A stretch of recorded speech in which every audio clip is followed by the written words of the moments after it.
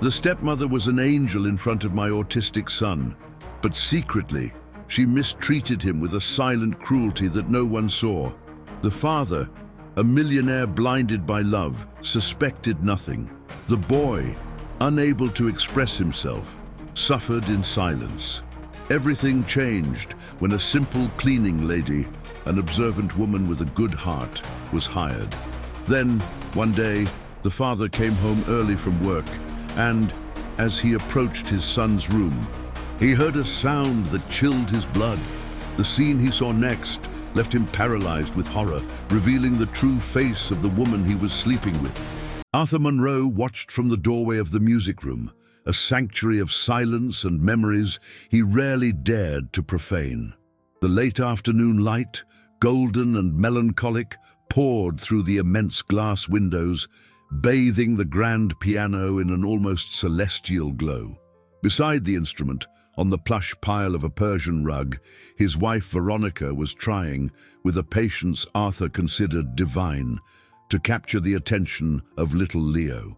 The boy, his 7-year-old son, was engrossed, rocking his body gently back and forth, his eyes fixed on a beam of dust dancing in the air.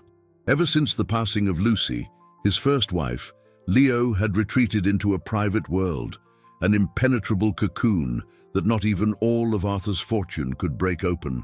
Veronica, with her blonde hair and sky-blue eyes, seemed like an angel sent to rescue them. She slid a sensory toy, an imported piece of immense cost, near the boy's hand, murmuring sweet words that were lost in the silent vastness that separated them.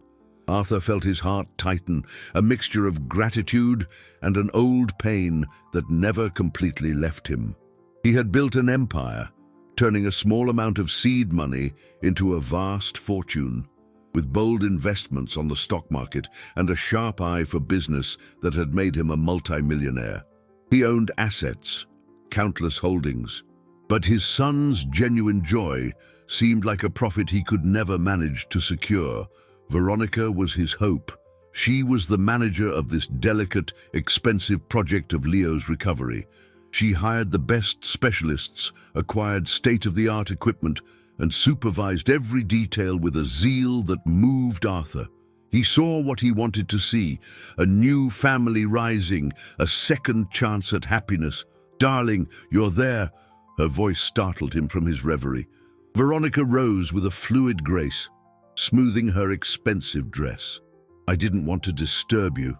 I was the one who didn't want to interrupt. You two seemed so connected." It was a white lie. Leo hadn't even blinked in her direction. Veronica smiled, a smile that could disarm armies but didn't quite reach her eyes. "We're making progress, little by little. The important thing is not to give up." She approached him, her soft perfume filling the air between them. "Arthur, I've been thinking about something.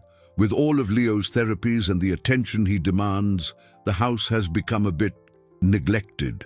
It was true. The mansion, with its endless hallways and rooms that echoed with solitude, was too large for just one person to manage.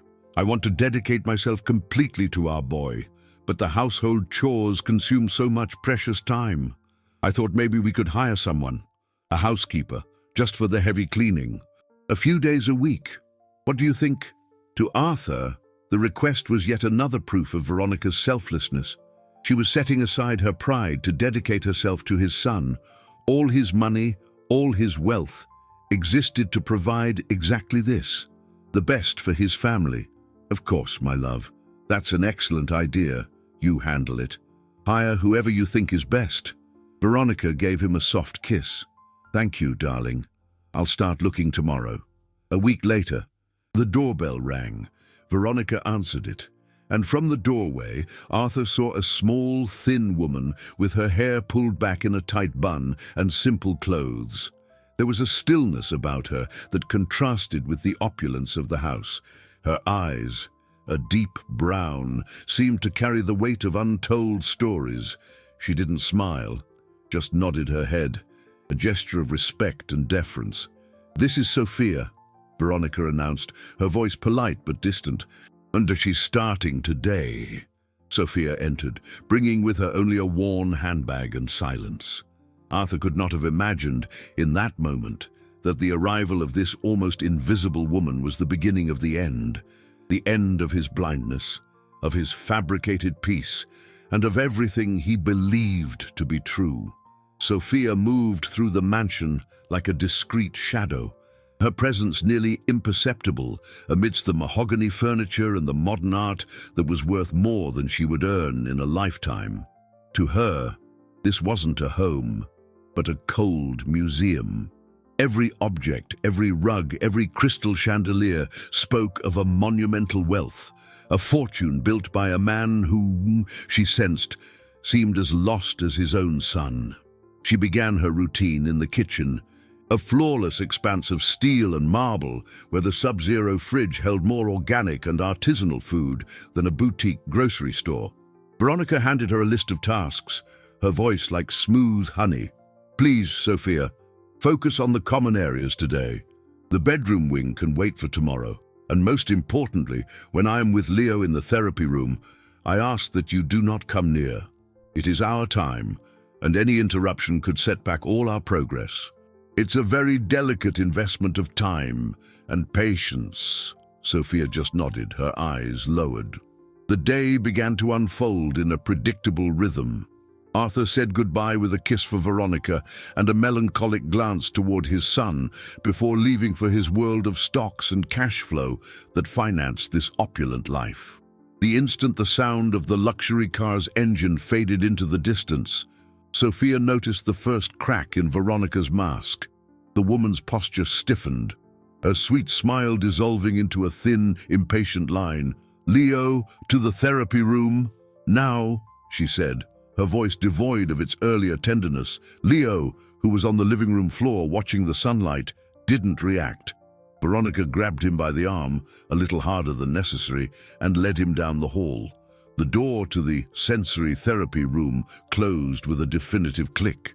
Alone, Sophia continued her work. While tidying Leo's playroom, a room that looked like it was pulled from a design magazine, a strange feeling washed over her. There was a fortune in educational toys, German-made wooden trains, magnetic building blocks, and plush animals with varied textures, but there were no signs of use. Not a single piece out of place, not a scratch, not a mark from small hands. The toys were props on an untouched stage. Later, while emptying the kitchen trash, she saw Leo's special meal, almost entirely thrown out. The organic vegetable puree, the wild-caught salmon fillet, all mixed in with the garbage. A silent waste that made her heart ache. The house was steeped in a heavy silence, broken only by the distant hum of some appliance. The closed door at the end of the hall seemed to emanate an unnatural stillness. Sophia was cleaning the silver picture frames on the living room coffee table, photos of a smiling Arthur with his first wife, Lucy, and a baby Leo with bright eyes. She tried to focus, but her attention was constantly pulled to that hallway. That's when she heard it. It wasn't a scream, but a muffled sound, a dull thud, like something soft hitting the floor hard. It was followed by a choked sob, a quick, swallowed gasp, as if the boy knew he shouldn't make a sound. And then Veronica's voice, low but sharp as broken glass, cut through the wood of the door. The exact words were unintelligible, but the tone was unmistakable. It was venom distilled into a whisper. Sophia froze, the cleaning cloth in her hand, her heart pounding in her chest. What was happening behind that door? The sound of the cloth dropping onto the marble floor was what broke the spell. Sophia flinched, her heart hammering against her ribs, expecting the noise to have given her away. But nothing came from the closed door. The silence returned, thicker and more menacing than before. She bent down, picked up the cloth with trembling hands, and forced herself to continue working, but her movements were robotic, her mind trapped in that hallway. Minutes later, which felt like an eternity, the door opened. Veronica emerged first, her face serene, her posture flawless. She held Leo's hand, who walked with his head down, his shoulders slightly slumped. "Come on, sweetie, it's time for a snack," Veronica said, her voice like velvet again. "Sophia will make that berry smoothie you love." Leo didn't respond. As they passed her, Sophia risked a quick glance at the boy, and then she saw it. On his small arm, just below the cuff of his shirt, was a reddish mark, a blotch of irritated skin that hadn't been there that morning. It was subtle, almost imperceptible, but to Sophia's watchful eyes, it screamed. Veronica, noticing her gaze, smiled condescendingly. He tripped over one of the ottomans. "He's so clumsy sometimes. No matter how much I invest in a safe environment, he always finds a way." The explanation was smooth, plausible, but it rang like a rehearsed lie in Sophia's heart. The rest of the afternoon passed in a tense normality. At 5 o'clock, the sound of Arthur's car in the driveway announced the end of the business day and the beginning of the evening's performance.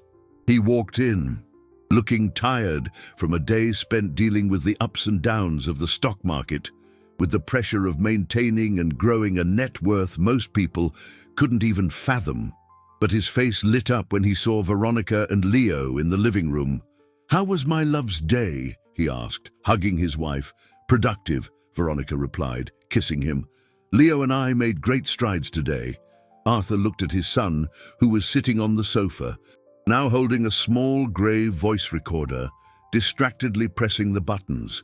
It was a simple device that Arthur's first wife, Lucy, had given him so he could record the birds in the garden, one of his few joys. Arthur smiled.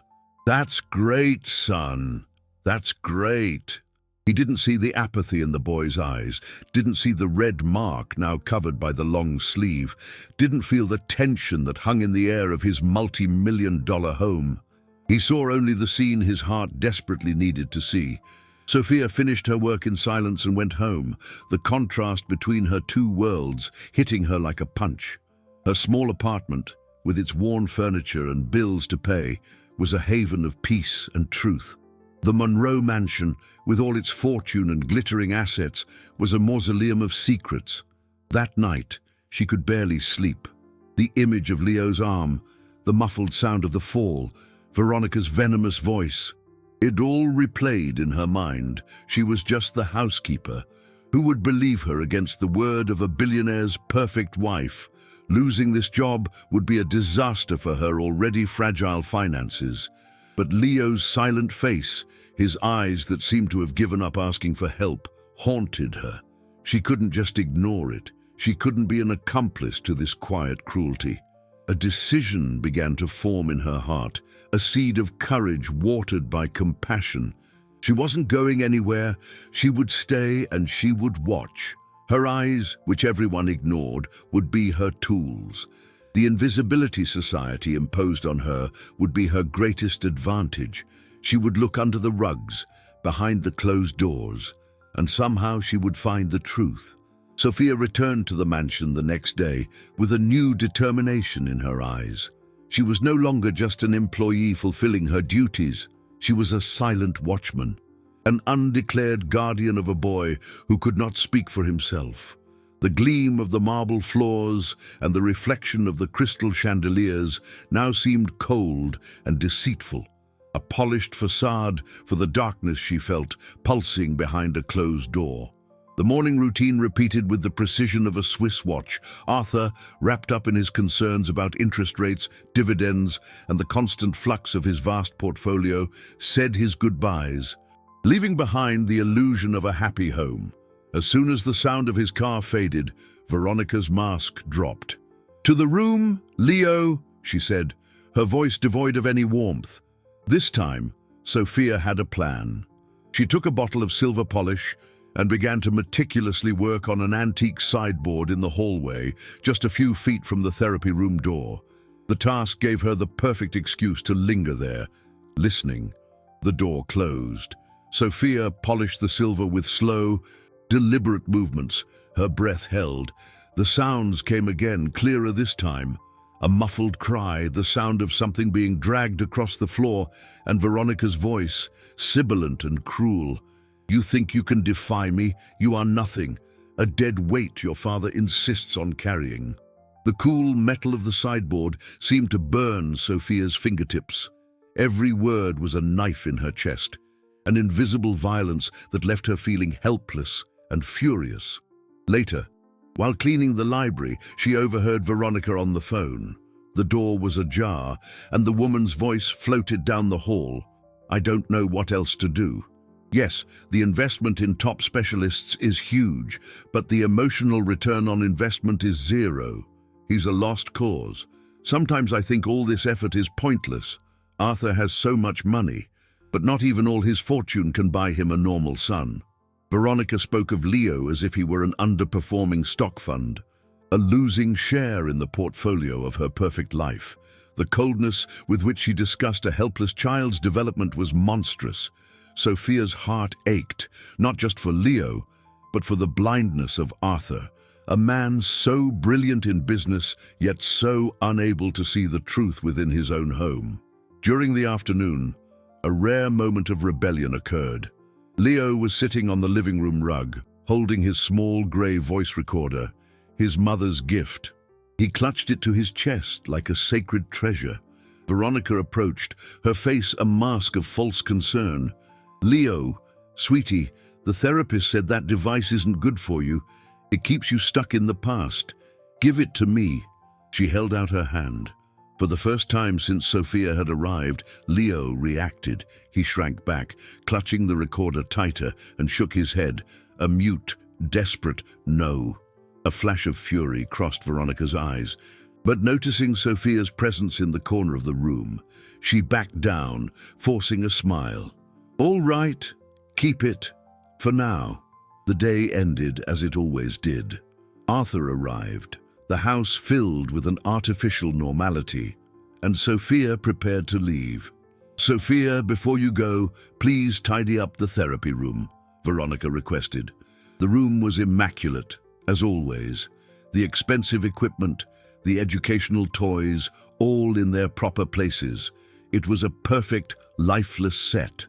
Driven by an impulse, Sophia decided to clean a corner she usually ignored.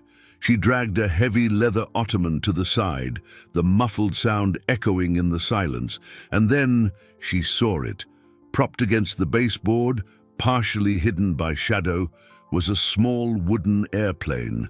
One of its wings was brutally snapped. A chill ran down Sophia's spine. She recognized the toy from one of the photographs in the living room.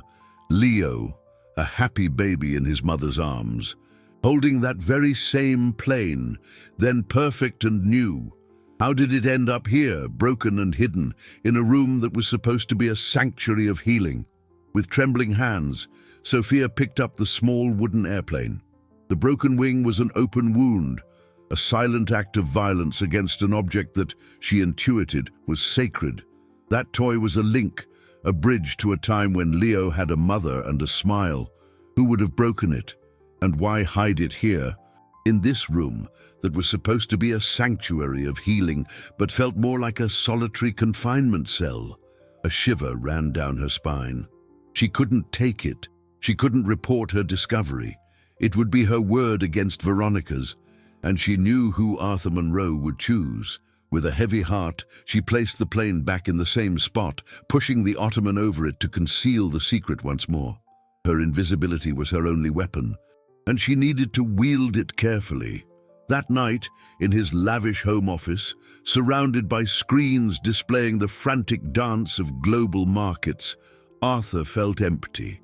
The charts climbed, his personal net worth expanding in digits that seemed unreal, with impressive gains in tech stocks and real estate funds. He thought about his investments, how he diversified his capital between tech equities, REITs, and even an experimental crypto portfolio, always chasing the highest return. He was a master at building wealth, at turning money into more money, yet he felt like a failure in his own home. What good was a net worth that grew by the second if he couldn't decipher his own son's silence? He glanced at a picture frame on his desk, Lucy and him smiling, with Leo between them. Lucy's inheritance hadn't been monetary, but a treasure trove of memories he felt he was betraying by allowing himself to be so passive. Determined to break through, He shut down the monitors and went to find his son. He found Leo in the living room, sitting on the rug, rocking gently. In his hands, as always, was the grey voice recorder. Arthur knelt in front of him, ignoring the twinge in his back. "Hey, champ," he said, his voice soft. "What have you been recording on there?" He held out his hand, not to take the device, but as a gesture of peace, an invitation. Leo stopped rocking and looked at his father's hand, a flicker of something unreadable in his eyes. For a moment, Arthur felt a bridge was being built. "Darling, what are you doing on the floor? You'll catch a cold." Veronica's voice, smooth as silk, cut through the moment. She appeared in the doorway, a polished smile on her face. "He had a very demanding session today, Arthur. The occupational therapist was here. He needs some quiet time to process everything. Any extra stimulus right now could be detrimental." Arthur withdrew his hand, the bridge collapsing before it was even finished. He stood up, feeling like an intruder. "Of course, you're right. I just wanted—" "I know, my love," she said, approaching and straightening his tie. "You want to help, and the best way you can help right now is to trust the process I've established." She guided him out of the room, and Arthur didn't look back. The next day, as Sophia cleaned the therapy room, she felt a weight in the air. Veronica had left for a charity luncheon, and Leo was with a temporary nanny in the garden. For the first time, Sophia was truly alone in that room. She arranged the untouched toys, wiped down the expensive equipment. Her gaze was drawn to the heavy Persian rug in the center. There was something about it, an almost imperceptible ripple. Guided by intuition, she knelt and ran her hand over the thick wool. Her fingers felt a hard, rectangular outline. With her heart racing, she lifted the corner of the rug. There, nestled against the soft underpadding, was the small grey voice recorder. It wasn't just dropped, it was deliberately hidden. Why would Leo, who never let go of that device, hide it right here, under the rug of the room where his joy seemed to die? The small grey voice recorder seemed to pulse in Sophia's hands. It was light, almost insignificant, yet she felt the weight of the truths it might contain. Why would Leo, who treated it like an extension of his own body, hide it? And why here, under the rug of this oppressive room? Fear advised her to put it back, to pretend she hadn't seen it, to remain safe in her invisibility. But the image of the boy's bruised arm, of the broken airplane, of the vacant look in such a young face, all of it screamed in her heart. Curiosity, mixed with a protective sense she didn't know she possessed, won out. With trembling fingers, she searched for the play button. The device was off. She switched it on, and a small red light blinked. She hesitated for a second, the sound of her own breathing echoing in her ears. Then she pressed play. The initial hiss from the speaker gave way to a familiar sound, the gentle song of a robin, likely recorded in the garden. Then the sound of dry leaves crunching, the murmur of the wind. These were the sounds Lucy had taught him to love, fragments of a world that had been stolen from him. Sophia felt a pang of sadness. Maybe that's all it was. Maybe the boy had hidden it to protect his memories, like treasure. She was about to turn it off, feeling like an intruder, when the recording changed abruptly. The ambient sound vanished, replaced by a muffled quiet, the kind of silence you hear inside a closed room. And then, a voice. Veronica's voice. But it wasn't the melodic voice she used in front of Arthur. It was low, sibilant, and laced with a cold venom that made every hair on Sophia's body stand on end.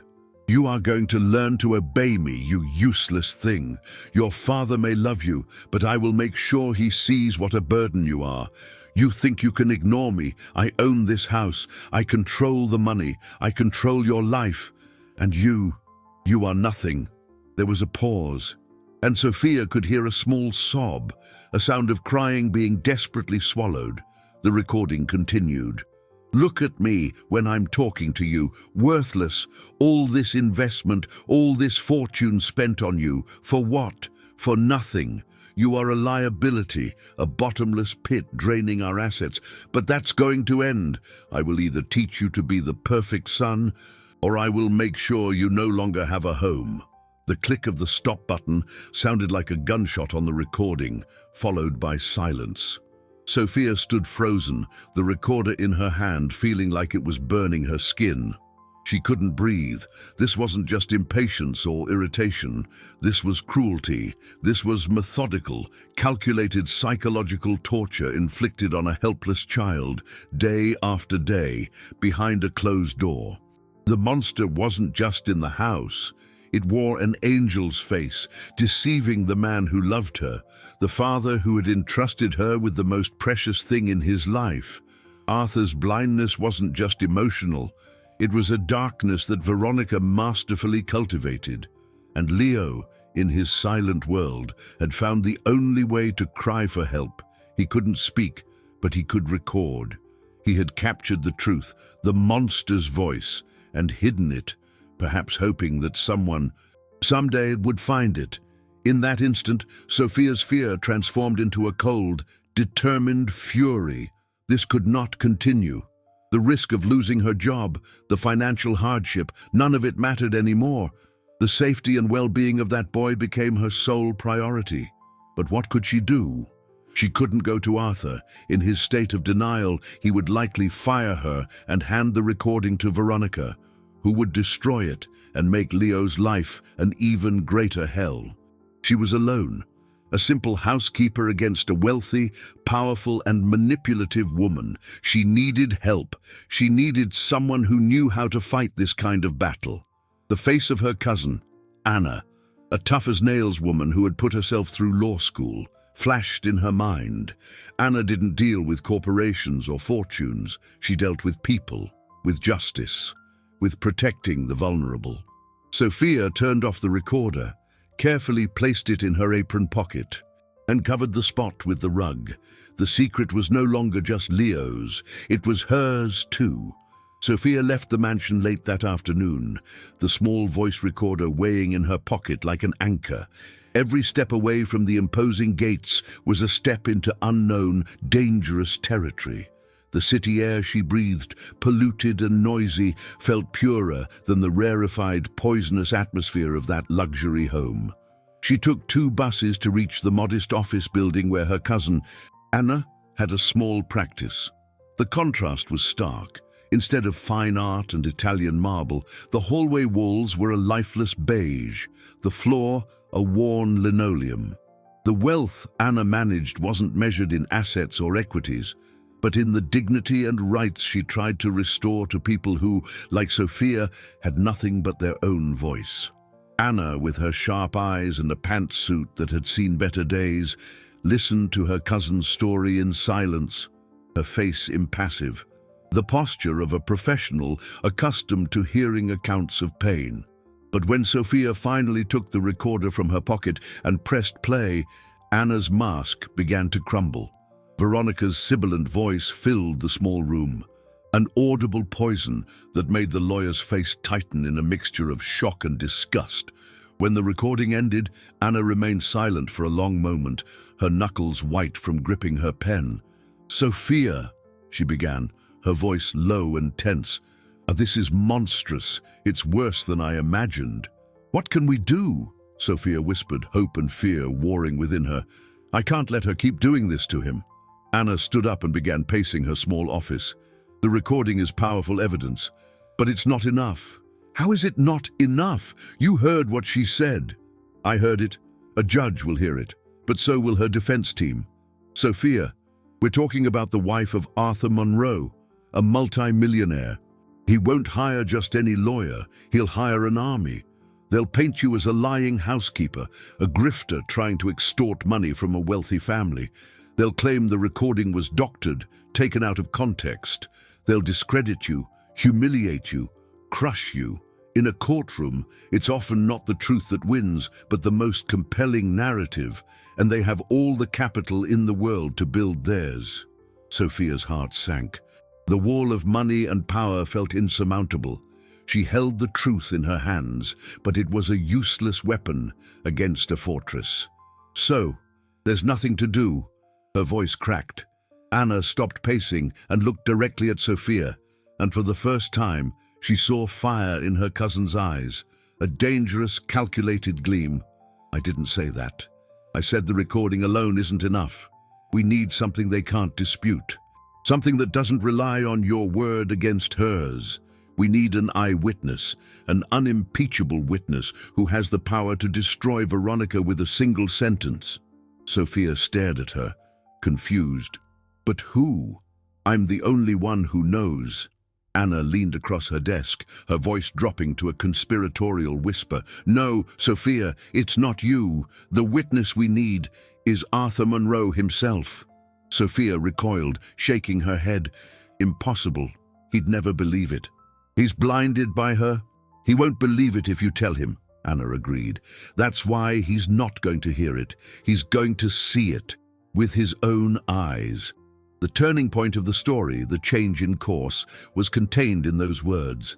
Sophia was no longer just reporting a fact. She was being recruited for an operation.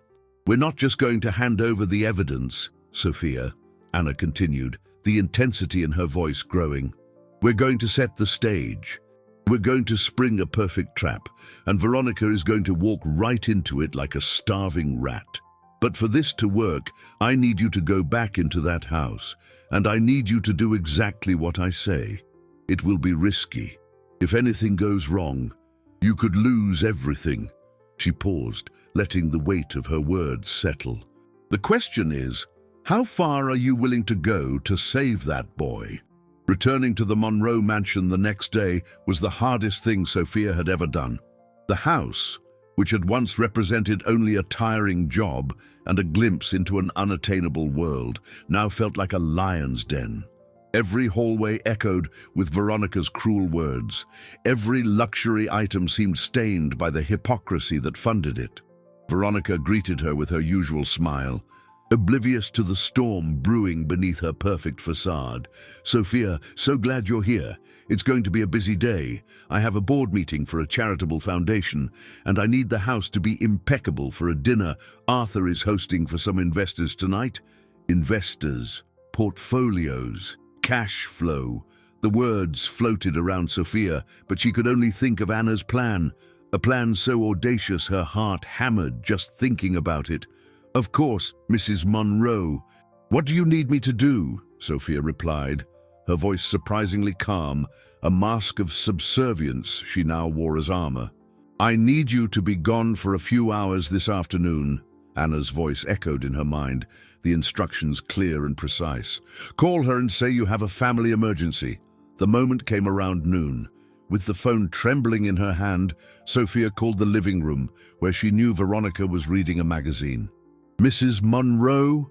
I'm sorry to bother you, but my sister just called. My little niece fell and is at the hospital. I have to go. On the other end of the line, there was a barely concealed sigh of impatience.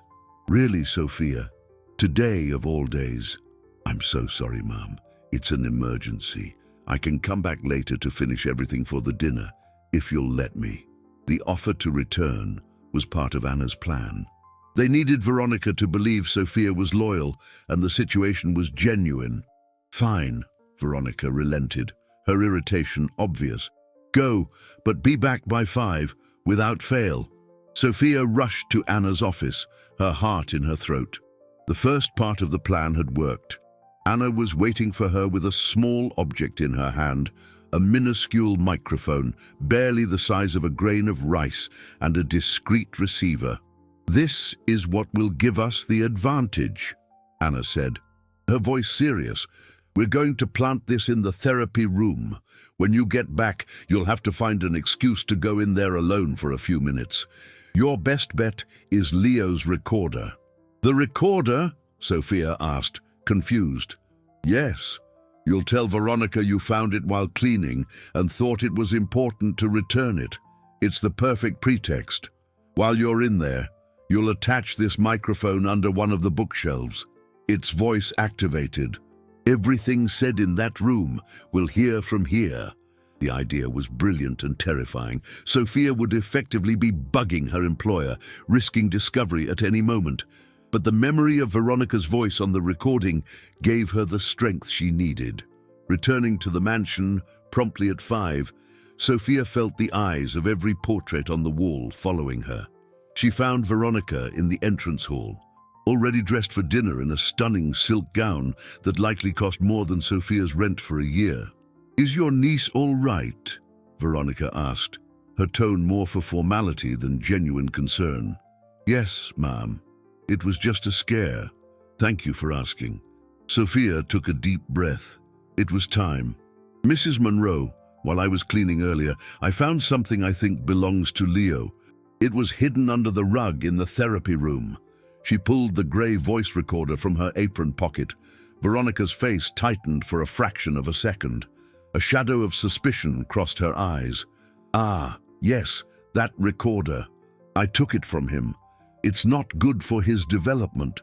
"I understand, ma'am, but I thought you should be the one to decide what to do with it. I'll just leave it on the dresser in his room if you don't mind." "No, leave it in the therapy room," Veronica said, her voice cold. "I'll put it away where he can't find it again." It was the opening Sophia had been waiting for, permission to enter the room. With her heart pounding, she went upstairs, the recorder in one hand and the tiny microphone concealed in the other. The therapy room door was ajar. She stepped inside, the room's silence enveloping her. Quickly, she went to a low bookshelf filled with untouched children's books. Pretending to straighten the books, she adhered the tiny device to the underside of the top shelf, out of anyone's line of sight. As she turned to leave, she froze. Leo was standing in the doorway, watching her in silence. His eyes weren't vacant as they usually were. They held an intensity, an intelligence that took her by surprise. He looked at her hand, where the microphone had just been, and then to the bookshelf. He knew, somehow. This silent boy knew exactly what she had just done. For an instant that stretched into an eternity, Sophia and Leo just looked at each other. The icy panic rising in Sophia's throat met the boy's eyes, and in them she saw not accusation or fear, but a profound, ancient understanding that belied his age.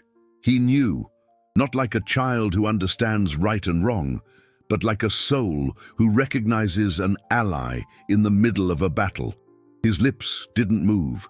His body remained still, but the message was as clear as if it had been shouted. Slowly, without breaking his gaze from hers, Leo took a step back into the hallway and with a deliberate softness pulled the door, closing it with a nearly inaudible click. He wasn't outing her. He was protecting her, providing cover, becoming a silent accomplice in his own liberation. The breath Sophia didn't know she was holding escaped her lungs in a shaky sigh. That small gesture transformed her. The pity she felt for Leo gave way to an overwhelming admiration. He wasn't a broken boy. He was a silent warrior. Later that night, the mansion transformed for Arthur's business dinner. Sophia, back in her uniform, moved among the guests, serving canapes and expensive wine. Her invisibility once again her disguise. The air buzzed with talk of capital markets, the ROI on new hedge funds, and the volatility of Bitcoin. A portly man with a gold watch that could buy Sophia's apartment building bragged about a major stock market win. "The secret, Arthur," he boomed, "is having the guts to liquidate the assets that don't perform. You have to cut the dead weight." Arthur smiled, nodding. "Exactly. A healthy portfolio requires tough decisions." Sophia felt a chill as she heard the phrase dead weight, the same one Veronica had used to describe Leo. Here, amidst crystal glasses and talk of millions, she saw the same cold, calculating mindset applied to finance and, secretly, to a human being. Veronica was the perfect hostess, floating through the room, her smile charming, her conversation witty. She mentioned Leo with a practiced sadness. "It's a daily challenge," she confided to one of the wives, "but every bit of progress is like an unexpected dividend, a return on an investment of love." Arthur, overhearing, looked at his wife with a surge of gratitude. He remembered Lucy, how in the final months she had seemed to sink into the pain with their son, exhausted and fragile. Veronica was different. She was strong, practical, an efficient manager of their crisis. He mistook Lucy's deep empathy for weakness and Veronica's calculated cruelty for strength. It was the most convenient lie, the one that allowed him to keep building his fortune without having to face the collapse of his family. After the guests had departed, the house returned to its usual silence. Arthur, feeling invigorated by the successful dinner, embraced Veronica. "You were incredible tonight. I don't know what I would do without you. You handle everything. The business, the house." "Leo," Veronica nestled into his arms. "It's my role, darling.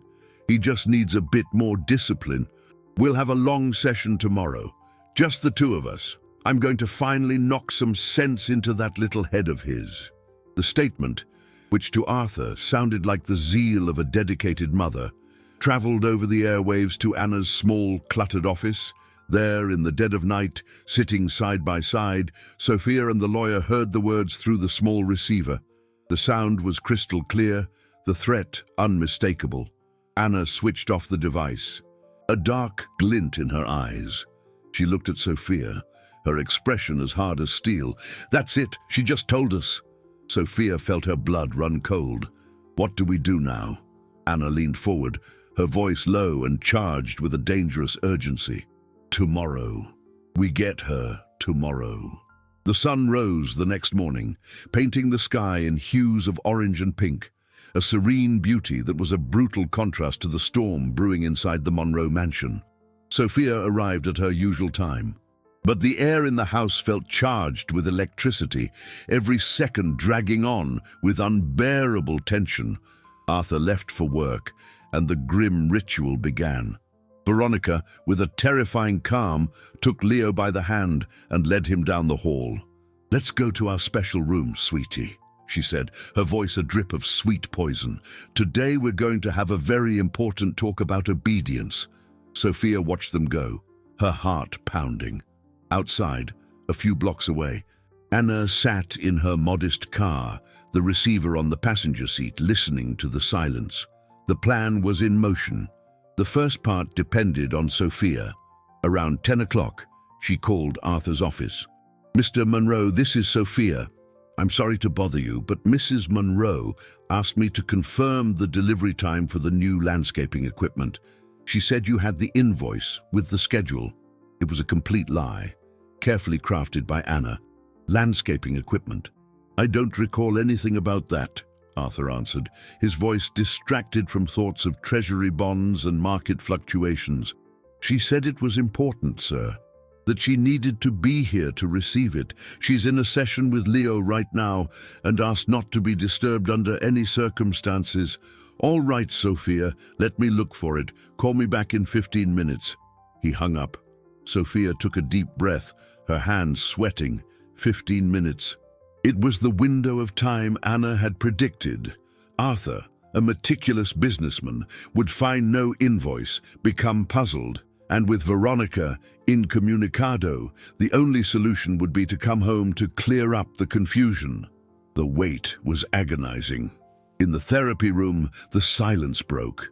Veronica's voice, captured by the hidden microphone, came through Anna's receiver, cold and sharp. "You spilled that juice on purpose, didn't you, you little monster? You think this is funny? You think you can defy me?" A sound of something falling, a muffled cry. "That's it, no more food for you today.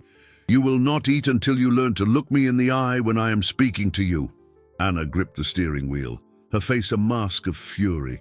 "Come on, Arthur, come home," she whispered. Sophia, at her post in the kitchen, wiped the same marble countertop over and over, her ears straining for any sound. The phone rang. Startling her, it was Arthur. "Sophia, I can't find anything about this delivery. Where is Veronica exactly?" "In the therapy room with Leo. Upstairs, sir. She locked the door."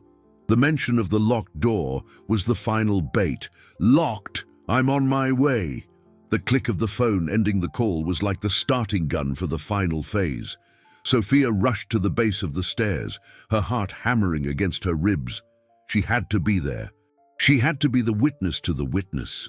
The quiet hum of Arthur's electric car in the driveway was the signal. Seconds later, the front door opened. Arthur strode in, his face a mask of confusion and slight irritation. "Sophia, what is this about a delivery?" "I don't know, sir. It's what she told me." The house was silent, a heavy, unnatural silence. Arthur frowned, his intuition beginning to war with his logic. He took the stairs, his firm steps echoing on the marble. Sophia followed at a respectful distance, fear and anticipation twisting into a knot in her stomach. At the top of the stairs, Arthur stopped. The therapy room door was closed. He approached it silently, his hand outstretched for the knob. And then he heard it, his wife's voice, stripped of all its sweetness, a blade of ice. "You are a burden, an expensive, useless burden. Your father just doesn't see it because he's a sentimental fool." Arthur froze, his hand hovering inches from the cool metal of the doorknob.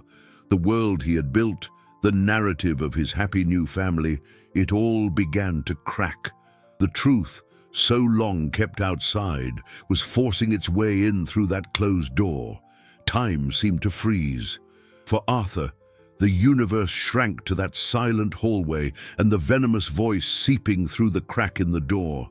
Every word was a shard of glass tearing through the veil of his denial. Burden, useless, sentimental fool.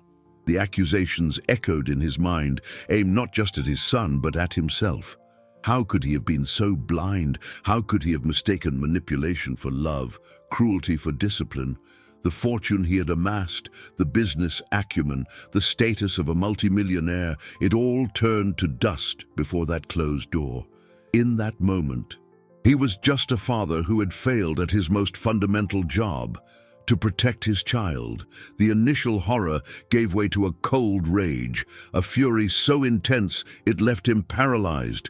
It was fury at Veronica, but also at himself, at his own convenient blindness. Beside him, a step behind, Sophia watched, her breath caught in her throat. She saw the disbelief on Arthur's face morph into raw pain, and then into a dark resolve. The man who saw charts and numbers all day was finally seeing the human truth, naked and brutal. With a swift, decisive motion that seemed to tear years of denial from his shoulders, Arthur turned the knob and threw the door open. The scene that unfolded was a grotesque tableau, an oil painting of suffering and tyranny. Leo was huddled on the floor, his arms wrapped around his knees, his small body trembling. Before him, untouched, sat a plate of food. Standing over him, a statue of fury, was Veronica. Her face, once a model of serenity, was twisted into a mask of contempt. The shock of seeing Arthur there made her falter for a fraction of a second. Her eyes widened, the color draining from her cheeks. And between them, like a human shield, was the unexpected figure that broke the logic of the scene. Sophia, who had slipped in silently through another door leading from the service hallway, a shortcut only she knew, was kneeling beside Leo. Her back was to Arthur, but her body was protecting the boy. Her eyes were fixed on Veronica, not with fear, but with a silent, unwavering defiance. She needed no fortune or power. Her courage was her only capital. In that instant, three worlds collided. Veronica's world of lies, Arthur's world of denial, and Sophia's world of quiet truth. Veronica was the first to break the silence, desperately trying to stitch back together the reality that was tearing apart. "Arthur, darling, what are you doing here? It's not what it looks like. He was having a terrible tantrum. I was just trying to be firm." She forced a smile, but it was a hideous grimace on her pale face. But Arthur was no longer listening to her. His gaze was fixed on his son, on the plate of food on the floor, on the protective figure of Sophia. The blindfold had been ripped away, and the raw light of truth was blinding. He saw the past several months in a terrifying flash. the expensive specialists, the state-of-the-art equipment, the feigned patience. It was all a performance, an elaborate stage play to maintain access to his net worth, to his wealth. Leo wasn't a project of love. He was an obstacle to be managed or broken. The love he'd felt for Veronica disintegrated, turning to ash and revulsion. Guilt consumed him, an overwhelming wave that threatened to drown him. "Get out," he said, his voice low, almost a growl. "What?" Veronica stammered. "Get out of my house, now." He took a step forward, and for the first time, Veronica saw in his eyes not the docile, blind husband, but the ruthless man who had built an empire from nothing, and she felt fear. Sophia, still kneeling, reached out and gently touched Leo's arm. The boy, for the first time in a long, long time, lifted his face and looked, not at his father or the woman who terrorized him, but at the housekeeper. And in his eyes, a small, fragile seed of trust began to sprout. The word "now" hung in the air, cold and irrevocable. Veronica stared at Arthur, her calculating brain struggling to process the sudden liquidation of her status, her life. Shock gave way to indignation. "Arthur, you can't be serious," she said, trying to inject her voice with the authority she had always held over him. "Because of her, a lying servant, she set this whole thing up." She pointed a trembling finger at Sophia, who didn't flinch, her body still a sanctuary for little Leo. But the man facing her was no longer her Arthur. The fog of adoration had burned away, revealing the core of steel that had made him a billionaire. He looked at her not as a betrayed husband, but as a CEO analyzing an asset that had turned toxic, a liability threatening the integrity of his entire portfolio. "Every word you've said," he began, his voice dangerously calm, "every smile, every therapist, every piece of equipment, it was an investment. An investment in your image, your comfort, your access to my fortune. I was your greatest deal, Veronica, but the returns have ended. The emotional cash flow is terminated." He pulled his phone from his pocket with surgical calmness. "You have 10 minutes to collect your personal items, one bag, nothing more. My lawyers will be in contact with yours to discuss the dissolution of our assets. Consider your contract terminated." The business jargon, the coldness of a transaction, was more cruel than any shout. It stripped her of any intimacy, of any shared history. She was just a bad deal being closed out. "You'll regret this," she hissed, the angel's mask finally dropping to reveal the monster in full. "I'll destroy you. I'll tell every paper about your problem child. I'll drag your name through the mud." Arthur didn't even blink. He dialed a number. "Mark? Yes, it's me. I need you and one other man to come up to the second floor immediately. Mrs. Munro is leaving and will require an escort from the property." He hung up and looked at her, his eyes empty of all feeling. "Your 10 minutes have started." Defeated, Veronica shot one last look of pure hatred, not at Arthur, but at Sophia. It was the look of a predator, outsmarted by prey that should have been insignificant. She turned and swept out of the room, her artificial dignity crumbling with every step. The silence that followed her departure was heavier than any scream. The sound of the front door closing minutes later was final.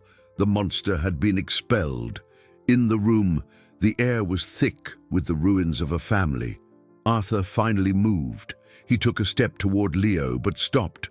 What right did he have to get close? He had put the enemy inside the castle, slept beside it. Guilt was a chasm separating him from his own son.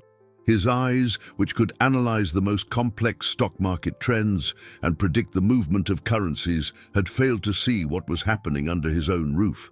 He sank to his knees, not in supplication, but under the crushing weight of his failure. All his wealth seemed like a pile of useless garbage. The stocks, the funds, the gold, none of it could buy back his son's stolen innocence. He turned to Sophia, the billionaire reduced to a desperate father, his voice cracking for the first time. "Please," he whispered, the word freighted with the weight of his useless fortune. "Don't leave us alone." Arthur's plea, laden with a vulnerability no amount of money could buy, hung in the tense air of the room. Sophia didn't answer with words. Her response was a gesture of pure, simple humanity. She turned gently to Leo, who was still looking at her with those eyes that seemed to contain silent universes. With a calmness that belied the emotional storm that had just passed, she picked up the plate of food from the floor. She dipped the spoon into the now cold puree and slowly lifted it toward the boy's mouth, saying nothing, offering only a look that promised safety. Leo hesitated, the tremor still visible in his small body. He glanced at his father, kneeling and broken, then back to Sophia, and then, in a monumental act of trust, he opened his mouth and accepted the food. A single, silent tear traced a path down Arthur's cheek. That one spoonful was worth more than his entire net worth. It was the first dividend from a new investment, one based not on capital, but on courage. In the night that followed, and in the days after, a new, fragile routine began to form. Veronica vanished, becoming a problem for the lawyers, who now worked to shield Leo's assets and inheritance from any future claims. Arthur, in turn, delegated the day-to-day management of his funds and investments to his subordinates. For the first time in years, he set aside his concerns about the ROI on his stocks and focused on the only asset that truly mattered. Healing was a slow, painful process. There were days Leo retreated into his cocoon again, and guilt threatened to consume Arthur. But Sophia was there. She was no longer the housekeeper. With the help of Anna, whom Arthur formally retained to oversee all legal and therapeutic matters, she became the architect of Leo's recovery. She researched new approaches, gentler ones based on human connection, not expensive equipment. She took him into the garden to listen to the birds, just as his mother had. She discovered he liked the texture of damp earth and the sound of running water. They were small discoveries, small daily profits on a balance sheet that had previously only registered losses. One afternoon, weeks later, Arthur watched from his office window as Sophia and Leo planted seedlings in a small garden bed. Leo, for the first time, smiled, a small, hesitant but genuine smile. In that moment, Arthur felt a clarity no market analysis had ever given him. He went downstairs and walked out to them. "Sophia," he began, his voice still thick with a gratitude he could barely express, "I can never repay you for what you've done." "You don't owe me anything," she replied, not taking her eyes off the boy. "I did what anyone should do." "No," he said, "you did what no one else had the courage to do. You cleaned the darkness from this house, a filth I refuse to see, and because of that, I can't be your employer anymore. It wouldn't be fair, it wouldn't be right." Sophia finally looked at him, her face questioning, a flicker of uncertainty in her eyes. "I'm not firing you," he said quickly. "I'm offering you a promotion, the role of governess, teacher, protector, whatever you want to call it. But it's more than that. I'm asking you to stay, not as an employee, but as the co-founder of our new family." Arthur's offer hung in the sunlit garden. As unexpected and transformative as Sophia herself had been in their lives, it wasn't a job proposal, but an invitation to build something new on the ruins of what had been demolished. Sophia looked from Arthur to Leo, who was now holding a small earthworm in his palm, observing it with a serene curiosity that would have been unthinkable a month ago. A family. The word echoed in her heart. An organ that had learned to shield itself from hope. She was a simple woman whose life had been a series of quiet struggles. The grandness of this world, with its fortunes and portfolios, still intimidated her. But then she looked at Arthur's face, a face that was no longer that of a blind millionaire, but that of a grateful father and a man learning to see again. There was a humility in him that all his wealth couldn't buy, and in Leo's face, she saw the future, a promise of healing and of joy. Her answer wasn't an effusive, Yes, but a quiet, meaningful gesture. She reached out her hand, soiled with earth, and touched Leo's arm. "I think this flower needs a little more water," she said, with the hint of a smile. And in that gesture, Arthur found his answer. She would stay, not for the fortune or the status, but for the roots that, without realizing it, she had already begun to plant in this once barren soil. The years that followed were not a fairy tale.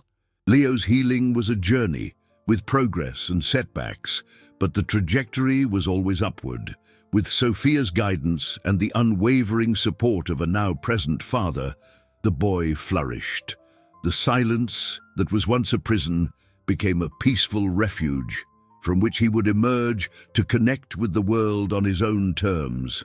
He began to speak, first single words, then phrases, each one a treasure more valuable than gold or diamonds. Arthur, for his part, changed the metrics of his success. He remained a brilliant businessman, but his focus shifted. He sold his stock in companies that didn't align with his new values and created a foundation in his first wife, Lucy's name, dedicated to supporting children with special needs and their families, especially those without financial resources. Sophia became the foundation's director, her empathy and practical wisdom guiding every decision, ensuring Arthur's vast capital yielded a real and lasting human profit. The affection between Arthur and Sophia, born from admiration and gratitude, grew slowly and organically, like the flowers in Leo's garden. It was a love built not on blind passion, but on a clear-eyed view of each other's character. It was a partnership forged in fire, a mutual respect for strength and resilience. They married in a simple ceremony in the same garden where their new life had begun, with Leo as the proud ring-bearer. One afternoon, years later, Arthur found Sophia sitting on the porch, watching Leo, now a teenager, reading a book under the shade of a tree. He sat beside her, and for a long time, they were silent, a comfortable communication that needed no words. "Sometimes I still think about it," Arthur said, his voice low. "How I could have been so blind." Sophia turned to him. Her eyes, which had once seen everything from a distance, now saw him up close, with love and understanding.